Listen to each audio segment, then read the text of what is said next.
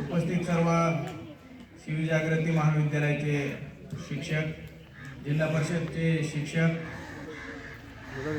NSSचे समन्वयक श्री गवळी sir, advocate madam व सर्व विद्यार्थी मित्र, आज आपण इथे राष्ट्रीय सेवा योजनेचा सांगता समारंभ साजरा करण्यासाठी उपस्थित आहोत. आताच आपल्यापैकी काही विद्यार्थ्यांनी त्यांचं मनोगत व्यक्त केलं. त्यांच्या बोलण्यातून त्यांना जे समाजाच्या प्रती आपला जो सेवाभाव आहे तो कसा व्यक्त करायचा समजला, असं त्यांचं मत आहे. या योजनेचा उद्देश देशाची एकता अखंडता राखणे व विद्यार्थ्यांमध्ये सेवाभाव रुजवणे हा मुख्य उद्देश आहे. या उद्देशाने 7 दिवस तुम्हाला इथे विविध उपक्रम आयोजित केले. त्यामध्ये ग्राम स्वच्छता असेल, त्यानंतर जे काही तुमच्या व्यक्तिमत्व विकासासाठी लागणारे कार्यक्रम आहेत, म्हणजे वक्तृत्व स्पर्धा असतील किंवा आरोग्य जागृती असेल किंवा भ्रमणध्वनीचे व्यसन, असा एक विषय तुमच्या याच्यामध्ये विषय पत्रिकेवर होता. 7 दिवस ग्रामपंचायतने इथं तुम्हाला सर्वांना चांगलं सहकार्य लाभलं असं तुमच्या प्राचार्यांनी सांगितलेलंच आहे. सर्व गावकऱ्यांच्या सहकार्याने तुमचं शिबिर 7 दिवस इथं मला वाटतं चांगल्या प्रकारे पार पडलेलं आहे. आज सांगता समारंभामध्ये सर्व मान्यवर उपस्थित आहेत. काही विषय तुम्ही इथे जे 7 दिवस राहिलात त्यातून जे शिकला त्याच्यावर तुम्ही चिंतन केलं पाहिजे. त्यात काय तुम्हाला वाटतंय हे समजा सर्वजण व्यक्त होऊ शकत नाहीत, पण प्रत्येक जण चिंतन किंवा त्यावर विचार चिंतन मनन करू शकतात की 7 दिवसात आपल्याला कोण काय सांगितलं. आपण नवीन गावात आहात, तुमचं हे गाव नाही, बऱ्यापैकी सर्वजण बाहेरगावचे विद्यार्थी आहेत. तर मग या गावात इतराशी वागताना तुम्ही कसे वागलात, बाहेरगावचे लोक तुमच्याशी या गावचे नागरिक कसे वागले किंवा तुम्ही त्या गावाला काय देणगी दिली या 7 दिवसात, याचं तुम्ही चिंतन मनन करा. आणि हेच पुढे अनेक गावात करावं लागणार आहे. तुम्ही जिथेही जेही काही काम करायचं निवडताल, आज तुम्ही मला वाटतं 11-12चे विद्यार्थी पुढचे ते BAचे पण आहेत, तर तुम्हाला आता इथून पुढे तुम्हाला करिअर कोणत्या क्षेत्रात घडवायचं आहे किंवा कोणत्या क्षेत्रात भविष्यात काम करायचे हे निवडण्याच्या उंबरठ्यावर तुम्ही आहात. तर ते करत असताना तुम्हाला हे असे अनुभव पाठीशी असतात, हे कामाला पडतात. त्या अनुभवातून तुम्ही जे काही शिकलात त्या आधारे तुम्ही काम करालच.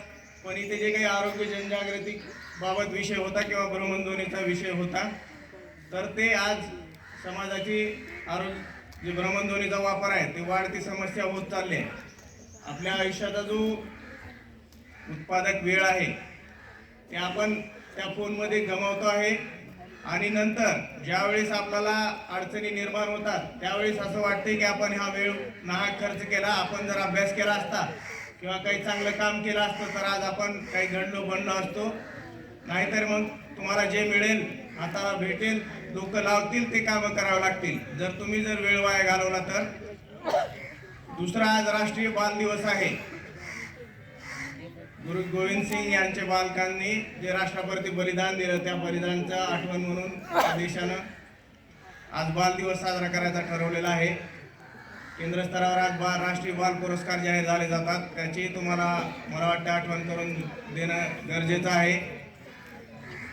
आज गावात ग्रामसभाही झाली, गावचा विकास आराखड्याचेही कामं सुरू आहेत. तुमच्याही गावात सुरू असतील, ज्याही गावात तुमच्या आहेत, तुम्ही ज्या जागी राहता त्या परिसरात, मग तुम्ही गावात राहता शहरात राहता, तिथे कोण ना कोण प्राधिकरण असतं, ते कामं विकास कामं करत राहतात.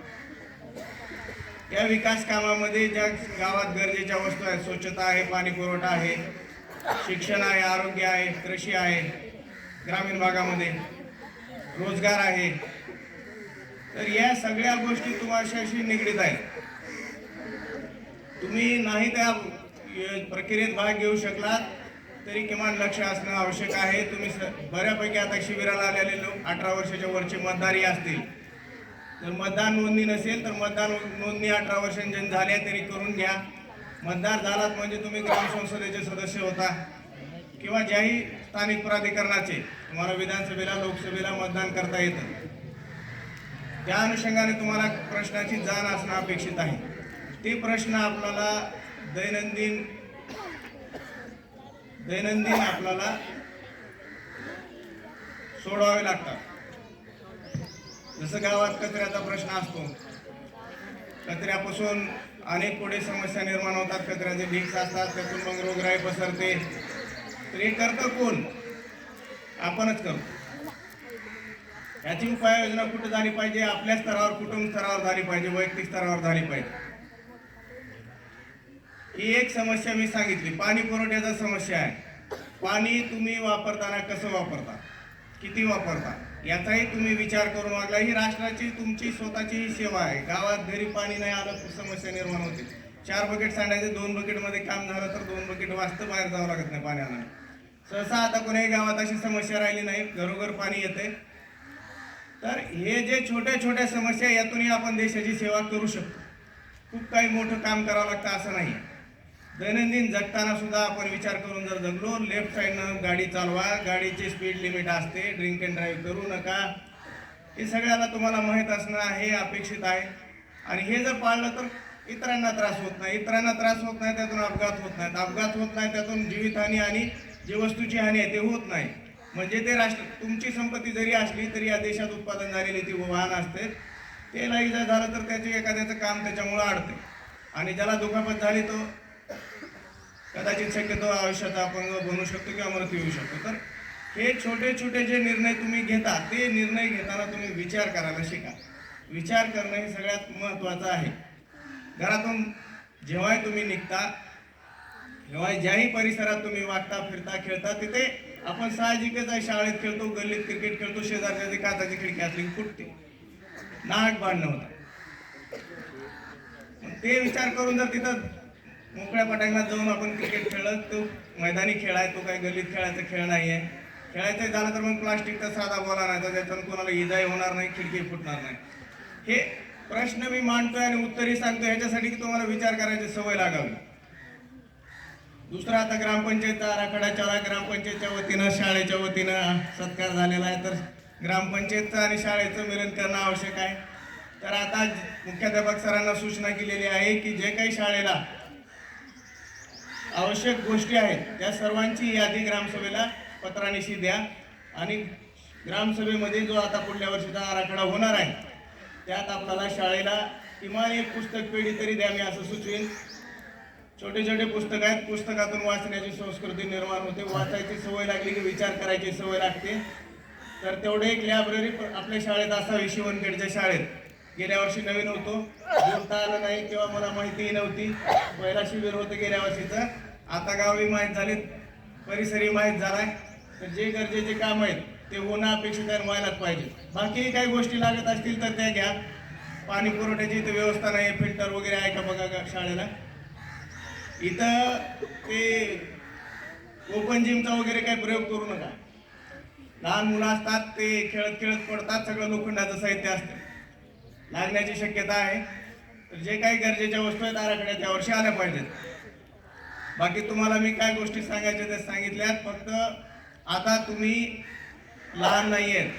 आतापर्यंत आपण आईवडिलाच्या उत्पन्नावर जगलो. इथून पुढे तुमची इच्छा आहे कसं राहायचं आहे. पण आतापासूनच स्वतःचं काही उसवार्जना उत्पन्नासाठी किंवा स्वतःचं जे काही कार्य करायचं आहे त्यासाठी तुम्ही तयारी करा. अचानक कुण्याही दिवशी कोणी आपल्याला हे कर म्हणलं ना आपण तिथं जाऊन बसलो तर आपल्याला करता येत नाही, काही चालवता येत नाही. म्हणजे साधं आपण दररोज घरी कोणी काही चहा बनवत असेल, पण तो चहा जर बाहेर हॉटेल टाकून बनवायचा झाला तर तो 4 लोकांनी पिला पाहिजे, त्यांना तो आवडला पाहिजे, असा बनवला तर विकतो. मार्केटमध्ये चहाची दुकाने खूप आहेत. तर सगळ्यात सोपं उदाहरण मी सांगितले तुम्हाला. म्हणजे कुठलीही गोष्ट आपल्याला करायची असेल तर त्याची माहिती घ्यावी लागते, त्याची 2, 4, 5 वर्ष तयारी करावी लागते. मग तुम्ही काहीतरी करू शकता, कोणताही उद्योग व्यवसाय असो. आणि त्यासाठी स्किल डेव्हलपमेंट सारखे खूप सारे आपले केंद्र सरकारचे नॅशनल स्किल सर्टिफिकेशन स्कीम आहे, जिल्हा उद्योग केंद्र आहे, त्याच्यामार्फतही तुम्हाला ते प्रशिक्षणं दिली जातात. तर ह्या शिक्षणासोबत त्याचाही तुम्ही विचार करावा अशी विद्यार्थ्यांना मी सूचना करतो. मॅडम, मला वाटते पुढील मार्गदर्शन MPSC बद्दल करणारच आहेस. जे काही प्रशासकीय सेवा आहेत, गव्हर्नमेंट महाराष्ट्र सरकारच्या असतील, केंद्र सरकारच्या असतील, त्या सेवेमध्ये येऊन परत तुम्हाला अभ्यास करून तिकडे परीक्षा पास होऊन समाजाची सेवा करण्याची संधी आहे. तर तुम्ही त्याचा सगळ्यांनी ज्या मार्गदर्शनाचाही लाभ घ्यावा आणि आपल्या पुढील काळ चांगला जावो अशा मी शुभेच्छा देऊन थांबतो. धन्यवाद.